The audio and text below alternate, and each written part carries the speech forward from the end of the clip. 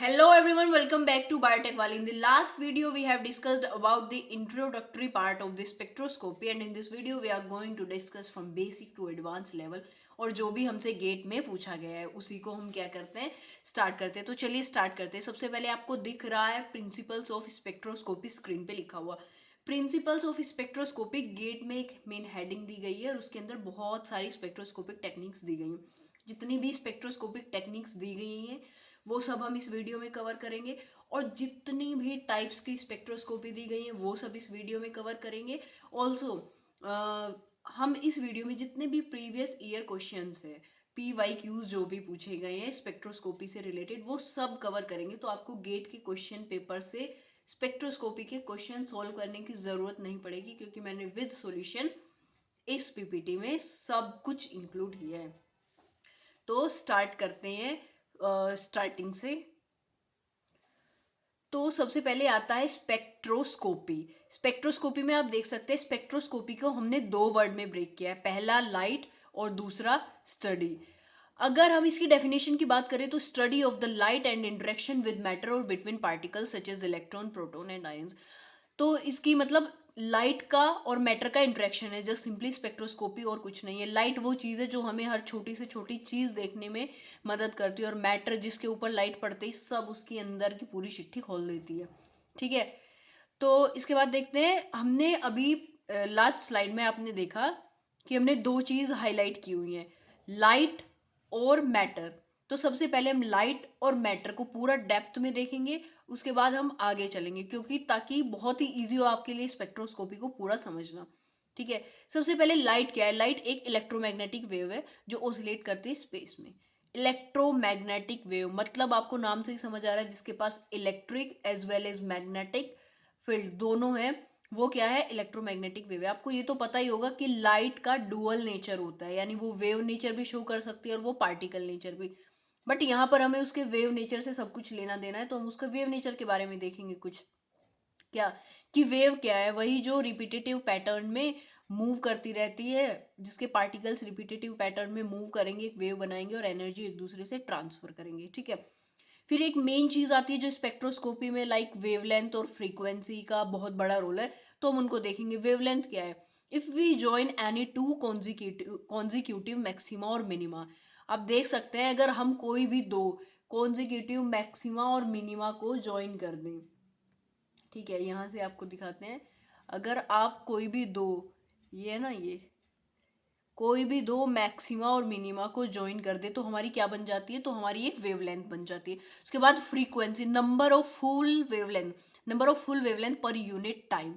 ये हमारी एक क्या है, ये जो एक साइकिल हमारी चल रही है ना, एक साइकिल है, ठीक है, वो हमारी क्या है, एक साइकिल हमारी एक फ्रीक्वेंसी. तो कितनी साइकिल्स चली उतनी क्या होगी, फ्रीक्वेंसी होगी. अगर ये साइकिल लंबी लंबी चलेंगी तो यानी फ्रीक्वेंसी कम होगी, मतलब नंबर ऑफ साइकिल कम तो फ्रीक्वेंसी कम अल्टीमेटली. और अगर ये साइकिल धीरे धीरे छोटी छोटी चली तो यानी वेवलेंथ कम है तो फ्रीक्वेंसी क्या होगी, ज़्यादा. यानी अगर नंबर ऑफ साइकिल्स ज़्यादा है तो फ्रीक्वेंसी क्या होगी, फ्रीक्वेंसी ज़्यादा होगी अगर नंबर ऑफ साइकिल्स ज़्यादा होंगी. उसके बाद हम नेक्स्ट स्लाइड को देखते हैं. नेक्स्ट स्लाइड में हम बात कर रहे हैं मैटर. अभी हमने पीछे हाईलाइट करके बताया था. तो मैटर, मैटर क्या है. Matter is anything that has mass and occupies space. Matter क्या है, मैटर कोई भी वो चीज़ है जिसके पास मास है और जो ऑक्यूपाई क्या करती है, स्पेस. मैटर की कितनी स्टेट है, मैटर की 3 डिफरेंट स्टेट है, जो कि हमें थर्ड फोर्थ क्लास से साइंस में पढ़ाया जाता है कि स्टेट मैटर क्या है, कि जो भी समथिंग ऑक्यूपाई करे मास और स्पेस. ठीक है. और उसकी 3 स्टेट क्या है, सॉलिड लिक्विड गैस, ही हमें पढ़ाया जाता है. अब सॉलिड लिक्विड गैस के बारे में थोड़ा थोड़ा डिस्क्रिप्शन मैंने दिया है. अगर आप पढ़ना चाहें तो आप ये स्लाइड को स्टॉप करिएगा और स्टॉप करने के बाद पढ़ लीजिएगा. ठीक है. हम बहुत ही बेसिक भी देख रहे हैं और हमको इसको जल्दी जल्दी कवर भी करना है, क्योंकि हमें सारी टेक्निक्स पढ़नी है शॉर्ट में. अब इसके बाद हम नेक्स्ट देखते हैं कि मैटर प्योर सब्सटेंस भी हो सकता है कोई, और मिक्सचर भी हो सकता है. ठीक है. और तो प्योर सब्सटेंस जो होते हैं वो क्या होंगे, एलिमेंट हो सकता है, कोई भी कंपाउंड हो सकता है. मतलब स्पेक्ट्रोस्कोपी से हम किसी प्योर सब्सटेंस को भी आइडेंटिफाई कर सकते हैं, किसी प्योर कंटेमिनेशन को भी आइडेंटिफाई कर सकते हैं. Contamination can be pure, impurities की कोई एक भी हो सकती है और मिक्सचर भी हो सकती है. ठीक है. और हमारे पास कोई सॉल्यूशन का मिक्सचर है, होमोजीनियस मिक्सचर है या हेट्रोजीनियस मिक्सचर है, ठीक है, उसके अंदर क्या क्या है, हम एक एक एलिमेंट, कंपाउंड या व्हाटएवर उसका जो भी कंपोजिशन है, एक एक चीज पता लगा सकते हैं एटॉमिक लेवल तक जाके, किसकी हेल्प से, स्पेक्ट्रोस्कोपी की हेल्प से। तो नेक्स्ट देखते हैं, उसके बाद हमने आपको बताया अभी इलेक्ट्रोमैग्नेटिक, लाइट क्या है जिसके पास electric as well as magnetic field दोनों है, तो इलेक्ट्रोमैग्नेटिक रेडिएशन को भी हमें देखना जरूरी है, क्योंकि इसकी जो ये विजिबल लाइट आपको सेंटर में जो दिख रहा है, विजिबल लाइट वाला पार्ट, ठीक है, ये भी मोस्ट इंपॉर्टेंट है, इसको हमने पढ़ना ही है, ठीक है, और जितनी ये दी गई है इन सब से रिलेटेड हमारे पास क्या है हमारे सिलेबस में, स्पेक्ट्रोस्कोपी, तो वो भी हमको देखना ही, ठीक है। Study of getting this spectra is called spectroscopy. इस स्पेक्ट्रा को जैसे हम जिस तरीके से गेट कर सकते हैं उसी स्टडी को हम क्या कहते हैं, स्पेक्ट्रोस्कोपी। देखिए फार्मा में, कॉस्मेटिक्स में, न्यूट्रास्यूटिकल्स में, फूड टेक में, आप किसी भी रिसर्च लैब में चले जाइए, आपको स्पेक्ट्रोस्कोपी का बहुत ज़्यादा यूज मिलेगा, ठीक है। नेक्स्ट हम देखते हैं, हमको ये पता होना चाहिए सबसे पहले लॉन्गेस्ट वेवलेंथ किसकी है, लॉन्गेस्ट वेवलेंथ है रेडियो वेव्स, और शॉर्टेस्ट वेवलेंथ किसकी है, गामा रेज की, ठीक है। यहाँ पर हमने पूरा आपको ये वेवलेंथ रेंज से बता दिया है कि भाई 1 पिकोमीटर किसकी है, gamma rays, 1 nanometre, 10 nanometre, 400 nanometre से 700 नैनोमीटर विजिबल स्पेक्ट्रम रहता है, ये आपको याद करने की थोड़ी सी ज़रूरत है, ठीक है। ये हमने सारा ऐसे दे दिया है, और लॉन्गर वेवलेंथ और शॉर्टर वेवलेंथ कैसे डिफाइन की जाती है वो भी आपको हमने अभी बता दिया है, ठीक है। नेक्स्ट देखते हैं, शॉर्ट में पढ़ना है, एक छोटी सी चीज हमको समझनी होगी, इलेक्ट्रॉनिक ट्रांजिशन। इलेक्ट्रॉनिक ट्रांजिशन क्या होता है, जब भी कोई इलेक्ट्रॉन या फिर इन एन एटम, ठीक है, जब भी कोई इलेक्ट्रॉन किसी एटम या मॉलिक्यूल से वन स्टेट से अनदर स्टेट में जाता है, एक स्टेट से, ग्राउंड स्टेट से फर्स्ट स्टेट में जा रहा है, तो उसको हम क्या बोलेंगे, इलेक्ट्रॉनिक ट्रांजिशन हो रहा है, ठीक है। उस इलेक्ट्रॉनिक ट्रांजिशन के टाइम पे जो एनर्जी ट्रांसफर हो रही है वो है E=H²। एच आपको पता ही होगा, प्लैंक्स कांस्टेंट है, उसकी वैल्यू आपको निकाल के रख देनी है। ये फॉर्मूला हमने इसलिए दिया है क्योंकि एक इसके ऊपर न्यूमेरिकल आया था, जो कि अभी हम नेक्स्ट स्लाइड में ही देख लेंगे, नेक्स्ट कुछ स्लाइड्स में देख लेंगे, ठीक है। एक छोटी सी चीज और ध्यान देने की जरूरत है, ये जो ट्रांजिशन दिख रहे हैं ना आपको, sigma star, sigma, pi star, pi, इसका एक क्वेश्चन आया था गेट में, अपनी ब्रांच में नहीं किसी दूसरी ब्रांच में आया था, बस इसको अरेंज करना था एनर्जी के लेवल पे। तो आपको याद रखना है एन की सबसे लो होती है और सिग्मा स्टार की सबसे ज़्यादा हाई होती है, और आपको ये ऊपर वाला फॉर्मूला याद रखना है, ठीक है। उसके बाद नेक्स्ट देखते हैं, स्पेक्ट्रोस्कोपी तो हमने समझी कि एक स्टडी है, बट उसके लिए जो इंस्ट्रूमेंट यूज होता है उसको हम क्या बोलते हैं, उसको हम बोलते हैं स्पेक्ट्रोफोटोमीटर, उसको हम लाइट मीटर भी बोल सकते हैं, क्योंकि वो एक इंस्ट्रूमेंट है जो वेजर करता है, कोई भी हमारे पास सॉल्यूशन है वॉट एवर कुछ भी है, उसकी क्या करता है, ऑप्टिकल प्रॉपर्टीज, ठीक है, वेवलेंथ डिपेंडेंट ऑप्टिकल प्रॉपर्टीज, जो उसकी ऑप्टिकल प्रॉपर्टीज कुछ लाइट के थ्रू जो प्रॉपर्टीज उसकी उभर के बाहर आती है, ठीक है, और डिपेंड किस पे वो कर रही है, वेवलेंथ पे, लाइक एब्जॉर्बेंस, ट्रांसमिटेंस, रिफ्लेक्टेंस, यही सब। ट्रांसमिटेंस जो लाइट गुजर के गई, एब्जॉर्बेंस जो लाइट उसने अपने अंदर सोख ली, रिफ्लेक्टेंस जो उसने वापस भेज दी। The more light a substance is absorbed, higher its concentration, ठीक है। अगर मैं एक दीवार में छोटे छोटे होल कर दूं तो लाइट थोड़ी थोड़ी उससे पास होगी, अगर मैं एक पूरी विंडो बना दूं बड़ी सी तो ज़्यादा सी पास हो जाएगी। इस तरफ जो लाइट छोटे छोटे होल से पास हो गई बट बाकी लाइट इसी तरफ रह गई, वो क्या हो गई थी, एब्जॉर्ब। इसी तरह सॉल्यूशन को समझेंगे, एक कोई सॉल्यूशन है उसके अंदर चीनी भरी है, 1 लीटर में आधा केजी चीनी भरी है, और एक सॉल्यूशन है एकदम ब्लैंक वाटर है, तो किस में ज़्यादा एब्जॉर्ब होगी, सिंपल सी बात है जिसमें चीनी होगी ज़्यादा, ठीक है। तो यही सब, उसके बाद हमको इसकी एप्लीकेशन देखनी है, आप देख सकते हैं हर चीज़ में, चाहे वो फार्म इंडस्ट्री हो, चाहे वो इन्वायरमेंटल मॉनिटरिंग हो, चाहे वो फूड एंड बेवरेजेस हो, चाहे वो रिसर्च लैब्स हो, हर जगह पर स्पेक्ट्रोस्कोपी यूज़ की जाती है, ठीक है। हम लोग जैसे फार्मा में अभी वर्क कर रहे हैं, करंटली न्यूट्रास्यूटिकल में जैसे मैं वर्क कर रही हूँ, तो वहाँ पर यूवी के साथ विजिबल स्पेक्ट्रोस्कोपी को कंबाइन करके यूज़ किया जाता है, और मैक्सिमम फार्मा कंपनीज में, जैसे मैंने पहले कॉस्मेटिक्स और फार्मा दोनों में काम किया है, उससे पहले फूड, और अब मेरा न्यूट्रास्यूटिकल चल रहा है, तो सारी फील्ड का एक्सपीरियंस ले लिया, और हर जगह जो स्पेक्ट्रोस्कोपी यूज़ की गई है वो है यूवी विजिबल स्पेक्ट्रोस्कोपी, सबसे इम्पोर्टेंट, ठीक है।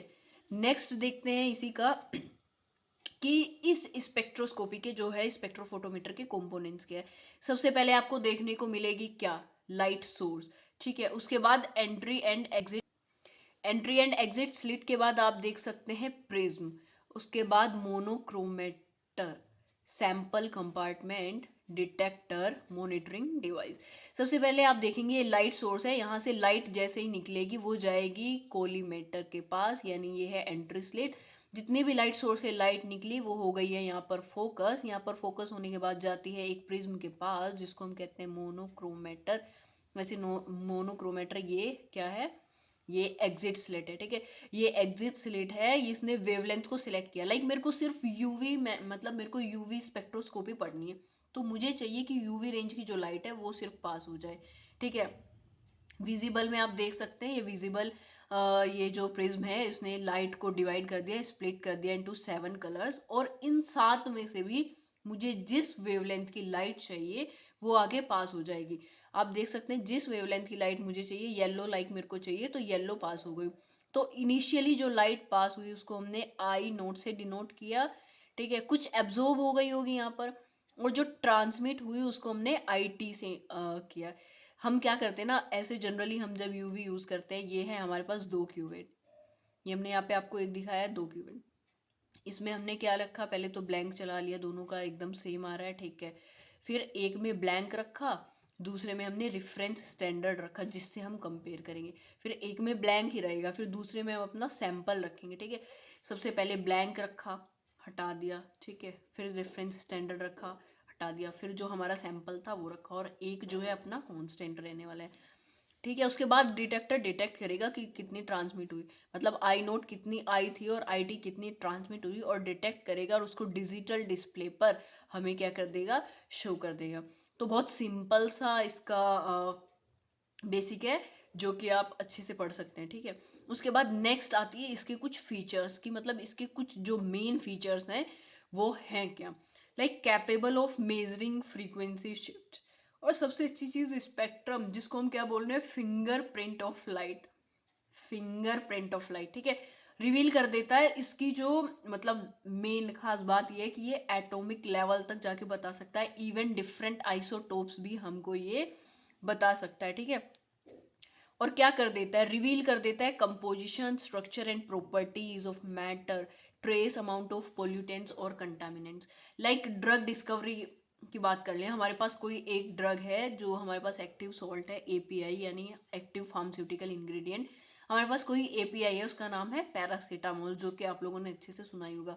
बट हमें उसमें चेक करना है कि इसमें इम्प्योरिटी कौन कौन सी है, तो जो इम्प्योरिटी कुछ स्पेक्ट्रोस्कोपी फंक्शनल ग्रुप के बेसिस पे, कुछ स्पेक्ट्रोस्कोपी अलग अलग प्रॉपर्टीज के बेसिस पे, उसके स्ट्रक्चर के बेसिस पे, कंपोजिशन के बेसिस पे सारी चीज़ें डिफाइन कर देती है, ठीक है।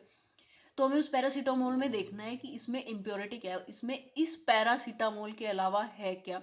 हम बस एक्टिव इंग्रेडिएंट को टेस्ट कर रहे हैं, ये प्योर पैरासीटामोल है कि नहीं, इसके अंदर और क्या कंटामिनेंट है, क्या इम्प्योरिटी है, वो सब हम ये सब टेक्निक्स यूज़ करके ईजिली डिफाइन कर लेते हैं, ठीक है। नेक्स्ट बात आती है टाइप्स ऑफ स्पेक्ट्रोस्कोपी। अब हमें देखनी है जितनी भी ये यहाँ पर आपको मेंशन मैंने की है दिख रही है, ये सब वो स्पेक्ट्रोस्कोपी है जो किस में आती है, जो गेट के हमारे सिलेबस में दी गई है हमें, ठीक है। ये वो वाली स्पेक्ट्रोस्कोपी है जितनी भी हमें गेट के सिलेबस में दी गई है।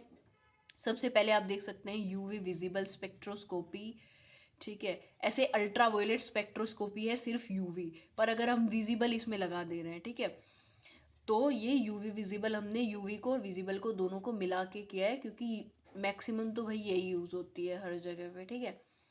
उसके बाद हमको देखना है visible spectroscopy, circular dichroism, infrared spectroscopy, fluorescence spectroscopy, Fourier transform infrared spectroscopy, mass spectroscopy and NMR spectroscopy, ठीक है। ये सारे स्पेक्ट्रोस्कोपी के टाइप हैं जो हमें गेट के सिलेबस में दिए गए हैं। अब हम एक एक स्पेक्ट्रोस्कोपी पढ़ेंगे और साथ में कंटिन्यू करेंगे क्या, साथ में हम उन सबके प्रीवियस ईयर क्वेश्चंस को सॉल्व करते जाएंगे, ठीक है। सबसे पहले हमारे पास स्पेक्ट्रोस्कोपी आती है कौन सी है? सबसे पहले हमारे पास स्पेक्ट्रोस्कोपी आती है यूवी स्पेक्ट्रोस्कोपी। यूवी स्पेक्ट्रोस्कोपी का डिस्क्रिप्शन छोटा सा अगर हम देखें तो absorption of UV radiation by molecules causing electronic transition. Electronic transition अभी हमने आपको कुछ पहले स्लाइड में बताया था कि क्या है। कुछ नहीं है, जब किसी भी एटम मॉलिक्यूल के इलेक्ट्रॉन एक स्टेट से नेक्स्ट स्टेट में जा रहे हैं, ठीक है, तो एनर्जी भी ट्रांसफर हो रही है, इलेक्ट्रॉन का एक्साइटेशन हो रहा है, उसे हम इलेक्ट्रॉनिक ट्रांजिशन बोल रहे हैं। यूवी स्पेक्ट्रोस्कोपी किस लॉ पर वर्क करती है? Beer Lambert law is a fundamental principle in UV spectroscopy relating the absorption of light to the properties of the sample. Light के एब्जॉर्प्शन को रिलेट कर रही है properties of the sample. Sample बोले तो मैटर, और एब्जॉर्प्शन लाइट का हो रहा है, लाइट और मैटर का इंटरेक्शन चल रहा है, ठीक है। इसका जो प्रिंसिपल है क्या है? Absorbance equals to epsilon into concentration into length. अगर लेंथ हमें ना गिवन हो तो हम स्टैंडर्ड पाथ लेंथ मान लेते हैं 1 सेंटीमीटर, और इनकी यूनिट आपको याद रखनी है। मोलर एब्जॉर्प्टिविटी की यूनिट क्या है? लेंथ पर मोल पर सेंटीमीटर। और कंसंट्रेशन की यूनिट क्या है? मोल पर लीटर, ठीक है। एल क्या है? पाथ लेंथ है, और अगर हमें पाथ लेंथ ना दी गई हो तो हमें क्या कंसीडर करना है? 1 सेंटीमीटर। इसकी एप्लीकेशंस क्या क्या है आप स्क्रीन पे देख सकते हैं। Quantitative analysis, identification of functional groups. आपको याद रखना है हर एक स्पेक्ट्रोस्कोपी की एक कोई स्पेशल फीचर है, ठीक है। इसका आपको याद रखना है क्या? Identification of functional groups. ये क्या आइडेंटिफाई कर दे रहा है? फंक्शनल ग्रुप्स को। Study of molecular structure, detection of impurities, solid liquid gas, तीनों के लिए कर सकता है। लाइक कुछ टेक्निक्स है सॉलिड लिक्विड के लिए, लिक्विड गैस के लिए, सॉलिड गैस के लिए, तो ये तीनों के लिए। इसकी वेवलेंथ रेंज क्या है?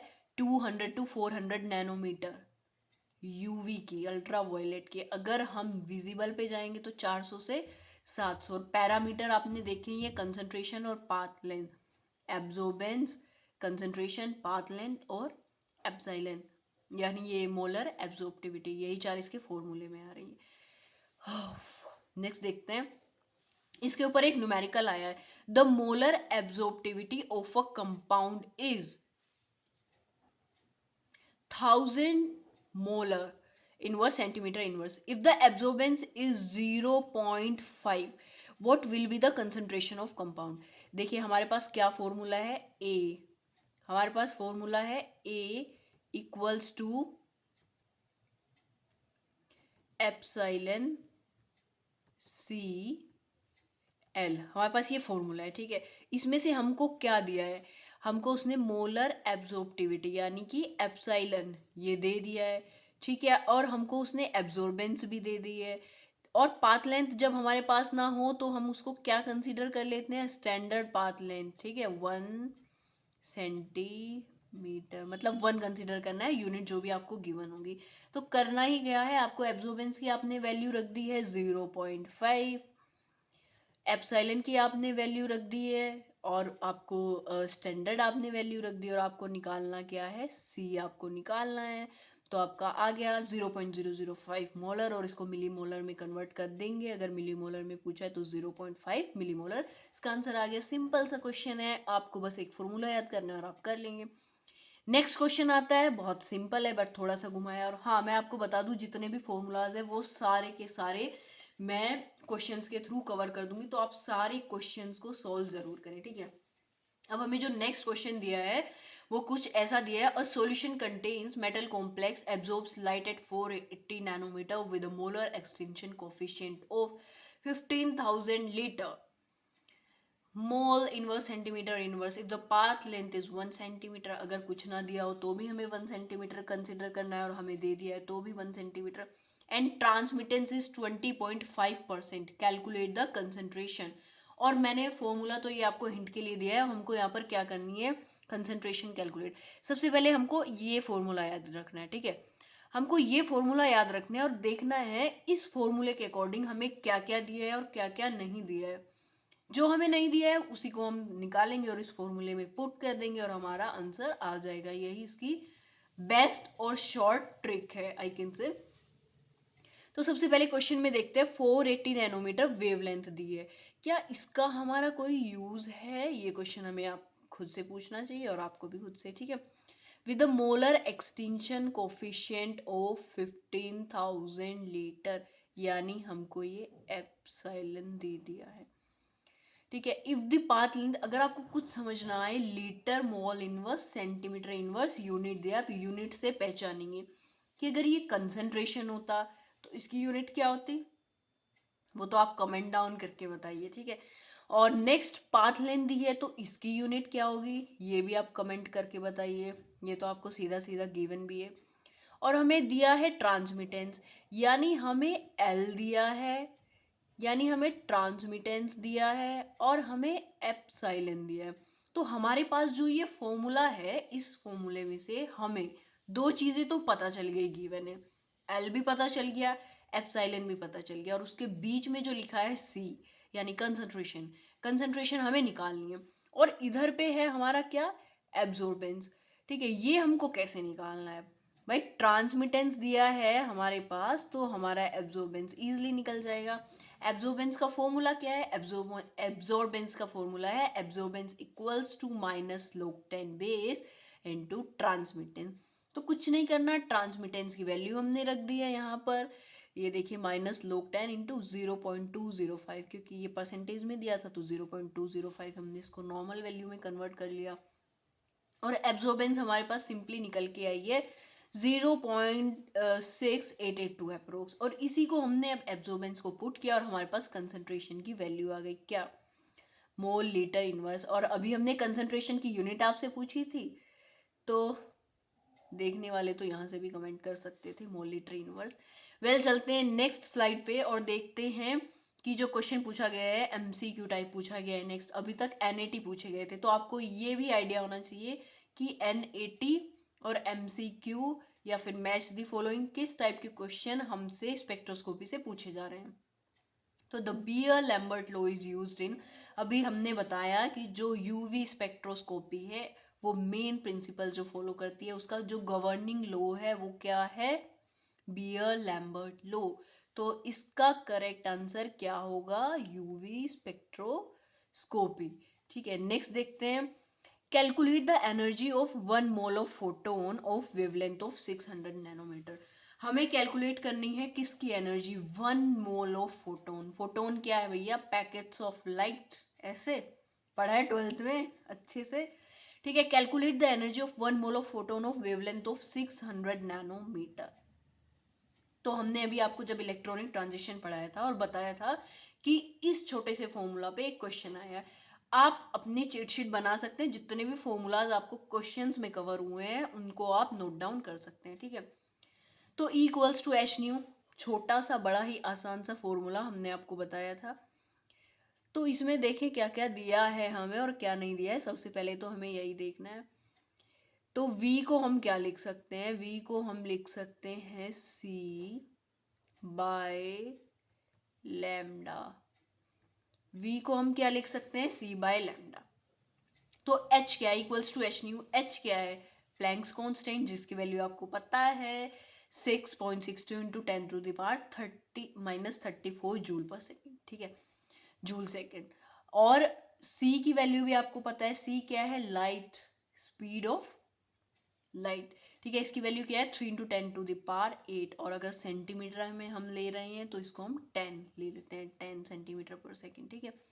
तो हमको कुछ नहीं करना है, हमको यहाँ पर H की वैल्यू रखनी है, C की वैल्यू रखनी है, वेवलेंथ हमें दिया ही है, वेवलेंथ हमें दिया है 600 नैनोमीटर, और अगर नैनोमीटर को हम कन्वर्ट करेंगे यूनिट मैच करने के लिए तो 10 टू द पावर -9 से हम उसके क्या करेंगे, मल्टीप्लाई करेंगे, ठीक है। जिस यूनिट के हिसाब से हमें पूछा होगा उस यूनिट के हिसाब से हम उसकी मतलब वेवलेंथ की यूनिट जो है उसको कन्वर्ट कर लेंगे, ठीक है। तो हमने कुछ नहीं किया, बस न्यूमेरिकल में ये सारी वैल्यूज रख दी हैं और इसका आंसर हमारा क्या आ गया 3.3 into 10 to the power -19। I hope आपको समझ आ रहा होगा, कुछ समझ ना आ रहा हो तो प्लीज़ कमेंट करके बताइएगा।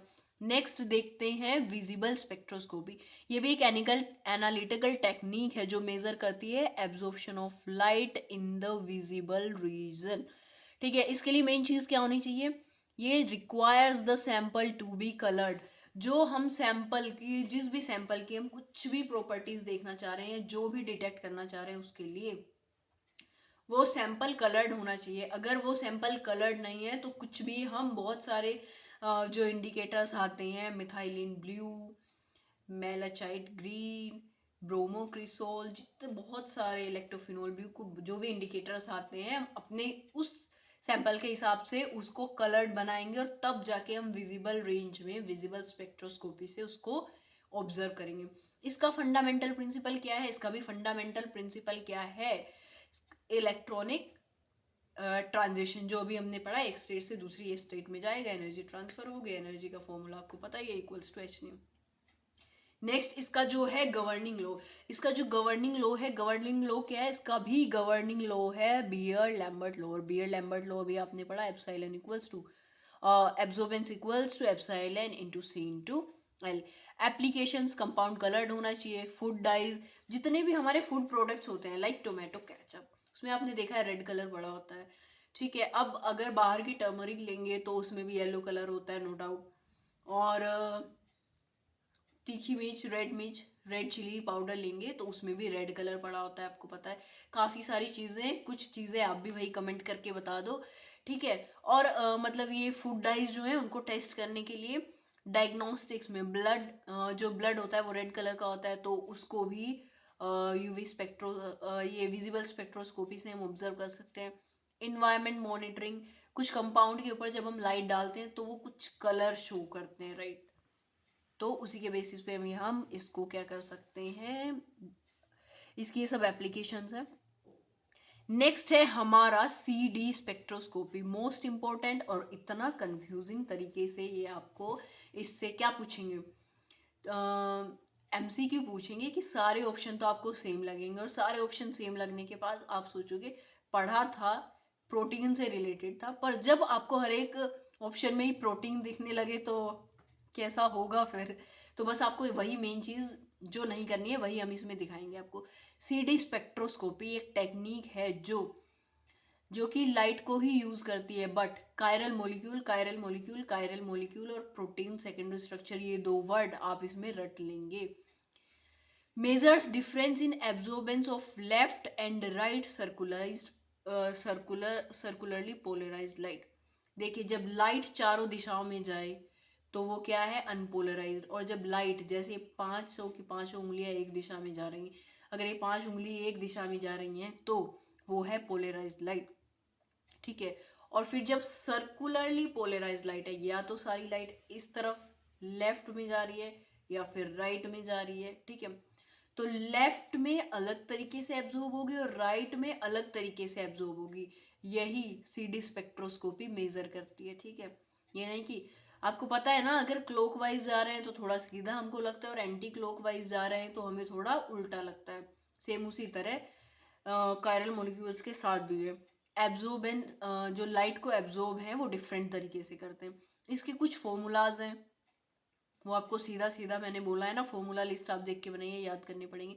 सीडी सिग्नल को कैलकुलेट करना है तो लेफ्ट वाली लाइट और राइट वाली लाइट का जो एब्जॉर्बेंस है उसको डायरेक्टली सब्सट्रैक्ट कर देंगे तो आपका टोटल एब्जॉर्बेंस आ जाएगा, ठीक है। उसके बाद मोलर सीडी, मोलर सीडी को हम क्या डेल्टा एप्सिलॉन से यहाँ पर डिनोट करते हैं, तो A L minus A R.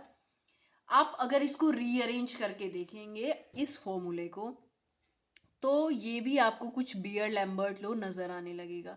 यानी कि यहाँ पर A L minus A R आपको दिख रहा है, इसको आप ए अगर लिख लेंगे, ठीक है, इसको आपने ए लिख लिया, और दूसरी साइड आपको यहाँ पर लिख के क्या दिख रहा है, डेल्टा ई। बट अगर आप इसको ई लिख ले, और जो यहाँ पर क्या लिखा है, सी इंटू एल, ये सी इंटू एल लिखा है, अगर आप इसको यहाँ भेज देंगे ई के साथ तो आपको ये क्या लगने लगेगा, A equals to epsilon into C into L. तो आपको ये भी बियर लैम्बर्ट लॉ लगने लगेगा। अब इसका मोलर एलिप्टिसिटी का फॉर्मूला है 3298 इंटू डेल्टा एप्सिलॉन। अब ये सब चीज़ें तो आपको थोड़ी याद ही करनी पड़ेंगी, इसमें तो आगे भी थोड़ी कुछ चीज़ें ऐसी हैं जो आपको याद ही करनी पड़ेंगी। इसकी एप्लीकेशन देख लेते हैं। इसकी एप्लीकेशन है protein secondary structure determination. Protein का सेकेंडरी स्ट्रक्चर को डिटरमाइन करने में हेल्प करता है, alpha helical, beta sheet etcetera. ठीक है, alpha helix, beta sheet content. और स्टडी करने में हेल्प करता है डीएनए और आरएनए के स्ट्रक्चर और conformation of nucleic acid, to study protein ligand interaction and conformational changes. अब अगर क्वेश्चन में वो ऐसे देंगे, protein ligand interaction, protein conformational changes, ठीक है, न्यूक्लिक एसिड्स और प्रोटीन सेकेंडरी स्ट्रक्चर, तो भाई आपको सबसे पहले कान में मतलब दिमाग में अपने सेट कर लेना है कि प्रोटीन सेकेंडरी स्ट्रक्चर के लिए सीडी जो है मेनली यूज की जाती है। जो सबसे मेन इंपॉर्टेंट है सीडी का वो है प्रोटीन सेकेंडरी स्ट्रक्चर। तो आपको प्रोटीन सेकेंडरी स्ट्रक्चर को सबसे ज़्यादा याद रखना है, ठीक है। उसके बाद इस स्लाइड में ये नोट्स हमने बताया कि पोलराइज लाइट जो कि एक डायरेक्शन में जा रही हो, डायरेक्ट ज्योमेट्रिकल ओरिएंटेशन दे दे लाइट को। और आप यहाँ पर देख रहे हैं फ्रैक्शनल हेलिप्टिसिटी, इसको हम न्यूमेरिकल के साथ ही करेंगे क्योंकि इसको थोड़ा डीप में समझाना पड़ेगा, ठीक है। अब हम देखें एक्यूरेसी ऑफ सीडी। जो सीडी मेथड है, मैंने बोला सेकेंडरी स्ट्रक्चर प्रिडिक्शन के लिए यूज होता है, बट आपको इसकी एक्यूरेसी बता रहे हैं इस स्लाइड में कि कितनी है। हेलिक्स के लिए 95 to 100%, शीट के लिए 75%, टर्न के लिए लेस देन 25% और अदर जो स्ट्रक्चर है प्रोटीन के उनके लिए 90%। तो ये क्वेश्चन गेट में पूछा जा सकता है। अब हमको देखना है कि features of CD spectra. Secondary structure है अल्फा हेलिक्स, बीटा शीट और रैंडम। पहले तो आपको इनका कुछ ये सिग्नल जो दे रहा है, पॉजिटिव दे रहा है, नेगेटिव दे रहा है, ये सब याद रखना है। फिर आपको इलेक्ट्रॉनिक ट्रांजिशन, मतलब आपने हर एक स्पेक्ट्रोस्कोपी में इलेक्ट्रॉनिक ट्रांजिशन को देखा ही है, ठीक है। तो इसको आपको थोड़ा सा समझना पड़ेगा डिटेल में। आप इसके ऊपर कोई यूट्यूब से वीडियो भी देख सकते हैं और अगर आपको ना समझ आए तो आप कमेंट डाउन कर सकते हैं surely.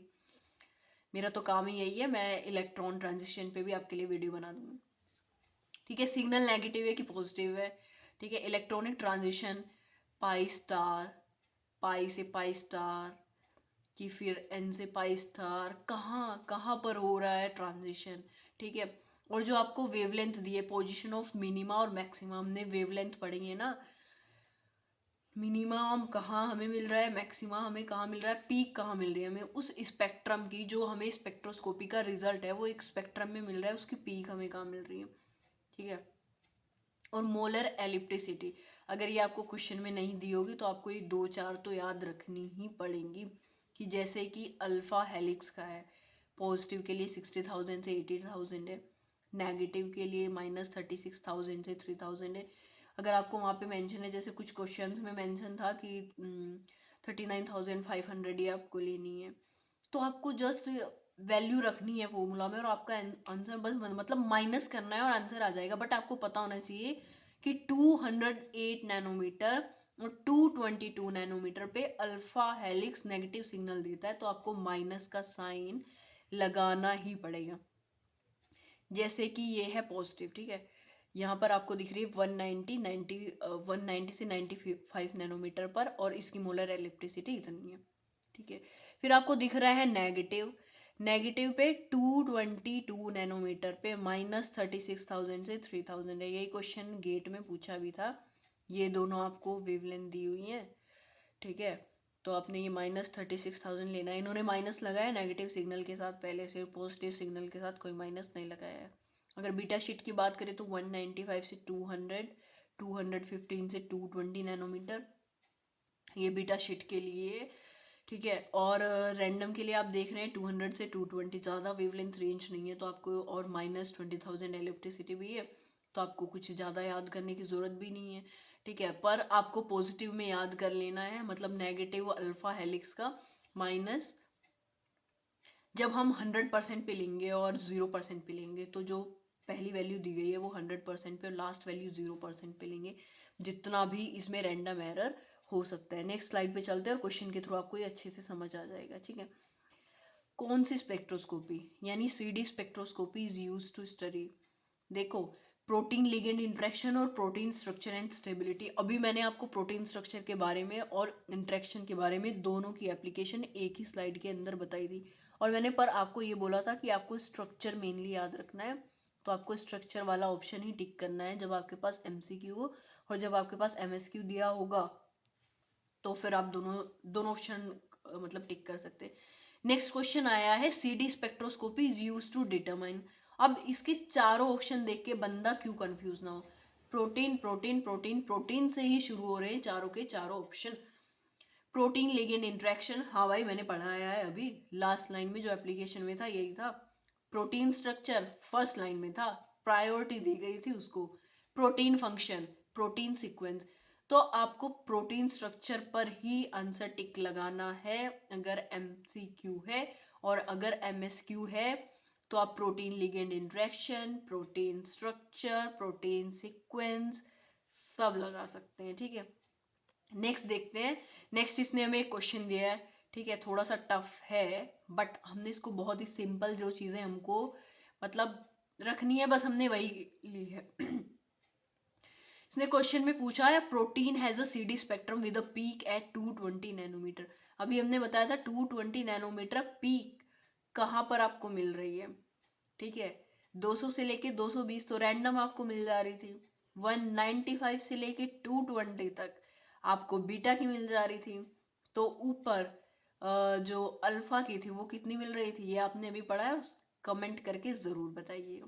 Spectrum with a peak at 220 nanometre, peak दिए 220 nanometre and a trough 208 nanometre, समझ रहे हैं, ऊपर जा रहा है और ये नीचे, यहाँ की जो पीक है वो 220 नैनोमीटर है और ये वाली 208 नैनोमीटर है।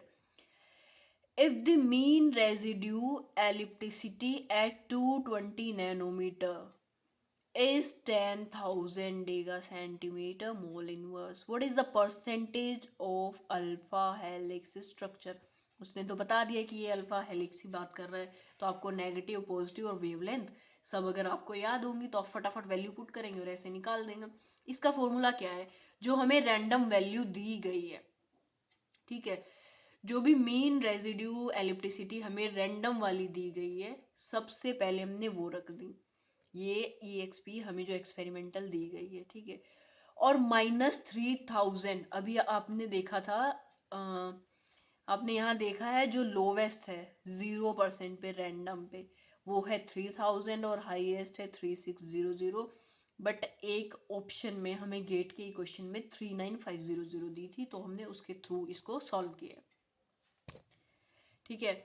और देख रहे हैं कि व्हाट इज द उसके बाद ये जो U लगा है ना, ये आप इसको समझिए 0% के लिए लगा है रैंडम, और ये हेलिक्स स्ट्रक्चर के लिए लगा है H, ठीक है। ये 0% पे है, जो स्ट्रक्चर के मीन रेजिड्यू 0% पे है, और ये अल्फा हेलिक्स ये जो है ये 100% पे है। अभी जो हमें पीछे वैल्यूज दी, ये हमें एक्सपेरिमेंटल वैल्यू दी है 10,000 और हमारी रेजिडुअल वैल्यू अभी आपको दिखा है 3000 है, ठीक है। नीचे भी सेम दिया है तो 3000 है, और यहाँ पर हमको हेलिक्स की वैल्यूज वो भी पीछे दी गई थी 36,000, तो आप उसको भी यूज़ कर सकते हैं। और यहाँ जो हमें गेट में एक ऑप्शन में ऐसे एज अ हिंट दी गई थी हमने वो यूज़ की है, ठीक है। कुछ नहीं किया भाई, इन दोनों को आप ये क्या नाम सॉल्व करेंगे, क्या करना है, एडिशन सब्सट्रैक्शन करना है, इसमें एडिशन सब्सट्रैक्शन करना है, आपको आ जाना है आंसर, बस आपको ये वैल्यूज़ मगर याद होनी चाहिए। तो परसेंटेज में दिया FH इंटू 100 किया तो 19.17% हमारी क्या आ गई, अल्फा हेलिक्स स्ट्रक्चर की परसेंटेज निकल गई है, ठीक है। उसके बाद नेक्स्ट देखते हैं, थैंक यू। उसके बाद नेक्स्ट वीडियो से हम इसको कंटिन्यू करेंगे, जो ये मतलब वीडियो ज़्यादा लंबी हो जाएगी और इतनी लंबी वीडियो कोई देखना तो चाहेंगे सब, तो बाकी का जो भी है कंटेंट हम नेक्स्ट वीडियो में देखेंगे, कंटिन्यू करेंगे। नेक्स्ट वीडियो स्पेक्ट्रोस्कोपी की, और उसमें हम IR, FTIR, फ्लोरोसेंस स्पेक्ट्रोस्कोपी सब कवर करेंगे, spectroscopy not microscopy. And I hope आपको पसंद तो आया होगा, तो बायोटेक वाली को लाइक शेयर एंड सब्सक्राइब करना मत भूलिएगा। सो गाइज मिलते हैं नेक्स्ट वीडियो में, तब तक के लिए बाय बाय। वैसे ये जो लास्ट की रिकॉर्डिंग है ये सब तो ठीक है भाई, आप कमेंट करके ज़रूर बताइएगा आपको क्या अच्छा लगा, क्या नहीं अच्छा लगा। और कोई भी आप सजेशन या फीडबैक देना चाहे, you are free to speak.